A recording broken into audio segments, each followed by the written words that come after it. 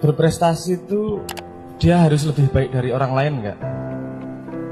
Harus lebih baik dari orang lain. Jadi mengalahkan orang lain gitu konsepnya. Kira-kira, iya kira, apa iki? Jenenge diskusi toh ya, apa-apa toh ya. Ngoten. Tapi aku dipanggil jawab, aku diserang terus ya. Oh, orang diserang Mas, ora sak itu. Saya pengen ora selip lagi ngomong iki aku. Oke. Itu yang selama ini membuat kita jadi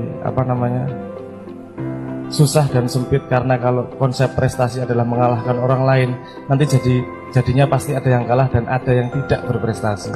Padahal semuanya punya kesempatan untuk berprestasi. Nah, itu nomor satu yang perlu kita rubah mindsetnya. Menurut saya berprestasi nomor satu adalah bagaimana kita bisa lebih baik, kita bisa mengembangkan diri sesuai dengan potensi kita. Memang di situ ada kunci-kunci, memang ada metode-metode, tapi jangan membayangkan bahwa berprestasi itu urusan kaya, berprestasi itu urusan lebih baik dari orang lain, fancy luwih akeh, apa mlebu TV. Nah, itu urusan ora ono hubungane karo prestasi itu. Itu hubungannya karo mekanisme saja. Nek ra elek ya angel mlebu TV.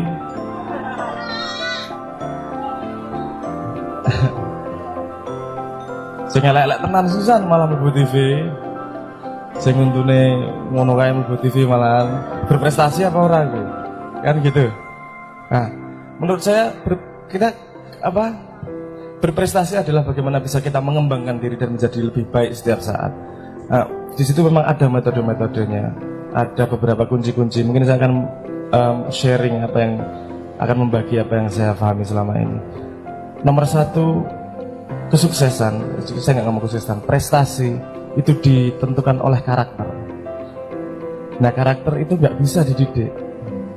Pendidikan karakter itu menurutku mambu. Trik-trikan. Gini, semua dimulai dari cara berpikir. Karena apa yang kamu pikirkan akan keluar di kata-katamu. Apa yang kamu katakan akan menjadi perilakumu. Apa yang menjadi perilakumu akan menjadi kebiasaanmu. Yang apa menjadi kebiasaanmu akan menjadi karaktermu. Nah, semuanya dimulai dari pikiran yang benar, pikiran yang baik. Itu nomor satu, nomor saya.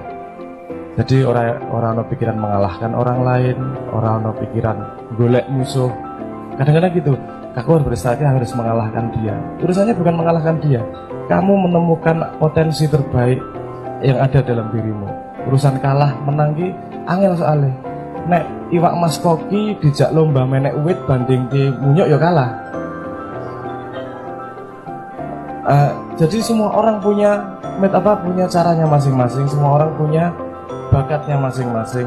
Justru karena dia unik dan menemukan bakatnya, dia akan membuat karya yang berbeda dan semua akan saling melengkapi karya-karyanya. Orang juga rebutan lagu ini podo modele, nggak kelihatan dirinya sendiri. Dia tidak akan mencapai prestasi kalau dia hanya iso niru fotokopi dong. Karena fotokopi kelima burem mesti. Fotokopi melu-melu terus. Dia harus menemukan dirinya. Dia harus otentik dengan dirinya. Itu bisa dimulai dengan karakter itu tadi. Itu nomor pertama. Dan tadi saya ingatkan lagi, karakter mulainya itu dari cara berpikir. Wis mikirnya sing bener dhisik, lakunya akan membawamu ke sana. Nomor satu itu. Nomor dua, kesuksesan, orang bilang kesuksesan bekerja keras. Saya nggak setuju. Karena orang bisa bekerja keras tanpa mencapai kesuksesan. Yang dilakukan dalam sukses adalah bekerja dengan tepat, bukan bekerja keras. Kenapa kita perlu bekerja keras? Karena kita tidak tahu bekerja yang tepat seperti apa. Kadang-kadang bekerja keras itu sangat-sangat diperlukan. Tapi yang membawa kesuksesan adalah bekerja yang tepat. Akeh kok ceritanya, wong dadi band apa urusane neng TV itu bukan karena dia paling baik atau gimana, cuman kebetulan lagi nyanyi serius di tempat yang tidak, misalnya yang pinggir jalan tapi nyanyi tenanan, dia serius dengan apa yang dia lakukan, tepat dia melakukan bukan ya dia lakukan sehari-hari, waktunya dihabiskan dengan membuat karya, dengan penyanyi yang baik, dengan mengasah kemampuannya, bukan repot lobby bagaimana cara masuk ke label. Itu contohnya yang jadi namanya Iwan Fals itu. Dia nggak masuk ke sana masukin album nggak gitu, pengen jadi label sana, nggak seperti itu. Dia bekerja dengan sungguh-sungguh dengan apa yang dia miliki, bikin karya terus sampai karyanya banyak, ngamen sampai akhirnya ditemukan, sampai suaranya matang. Itu komentar orang-orang ketika menemukan Iwan Fals. Ini dia cuma dikasih gitar udah jadi, ini nggak perlu musik macam-macam, karena sudah matang dirinya. Dia bekerja pada tempat yang tepat, pada momentum yang tepat. Nah kadang-kadang momentum itu kan kita tidak bisa menebak momentum yang mana.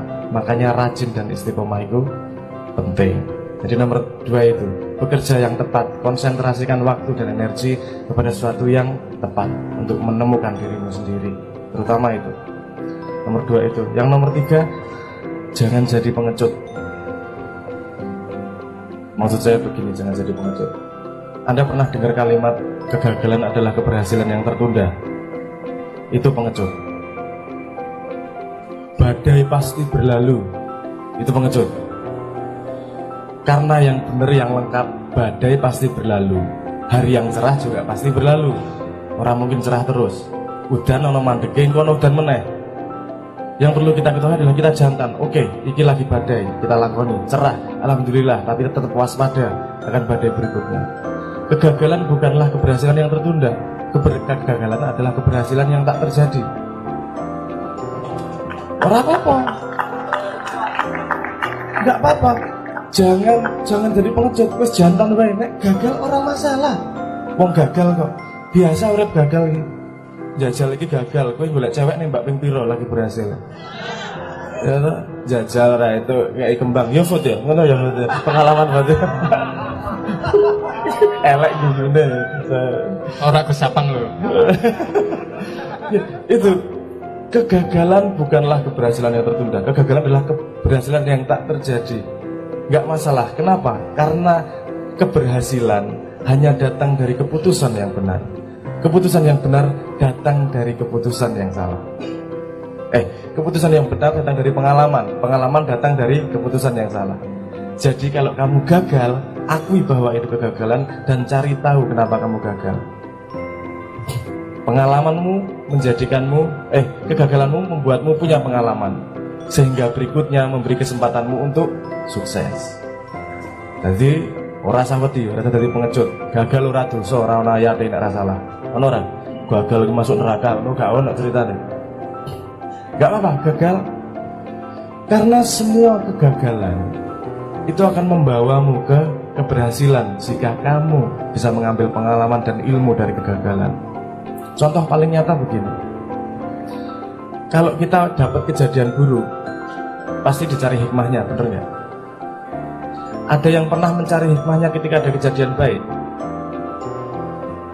Kamu dapat lotre, kita cari hikmahnya. Rano, nek wong dusur nyonyor cangeme lagi, kita cari hikmahnya. Untung mengraine itu tangane ceklek. Cari hikmahnya. Jadi pengetahuan itu terbuka lebih lebar ketika kita punya pengalaman buruk. Kita lupa mencari ilmunya ketika pengalaman baik. Jadi kegagalan membawa pintu luar biasa untuk ilmu, dan keberhasilan membawa resiko luar biasa untuk kita tidak menjadi lebih pintar. Jadi harus waspada. Kegagalan membuat kita pandai, keberhasilan membuat kita waspada. Ketika kita bisa menjaga lingkaran itu terus, berhasil kita waspada, gagal kita belajar, berhasil kita waspada, belajar kita gagal kita belajar. Kalau lingkaran itu terus berjalan, kita akan terus dari tambah pintar dan tambah maju. Karena kesuksesan tidak hanya terjadi sekali, kesuksesan harus terjadi berkali-kali. Dari kesuksesan kecil-kecil, untuk sampai ke 1 kilometer ke depan, kamu perlu sukses satu langkah demi satu langkah. Jadi setiap kesuksesan kecil harus dihargai, diwaspadai, dan diambil ilmunya. Ketika kita bisa menjalankan itu, keberhasilan yang kemanapun akan tercapai, insya Allah. Dan yang nomor 3, yang terakhir, kita kalau mau ingin mencapai sesuatu, kita harus istiqomah. Karena cita-cita ini misalnya dari Jeporo mau ke Jakarta, di tengah jalan ganti cita-cita Surabaya, tengah jalan ganti cita-cita Jogja, itu nggak akan sampai kemana-mana. Baru tengah jalan balik meneh, baru tengah jalan balik meneh, baru tengah jalan balik meneh. Jadi butuh istiqomah, belajar, jantan, dan satu lagi selalu menjaga pikiran yang baik. Mungkin itu dulu dari saya. Matur nuwun.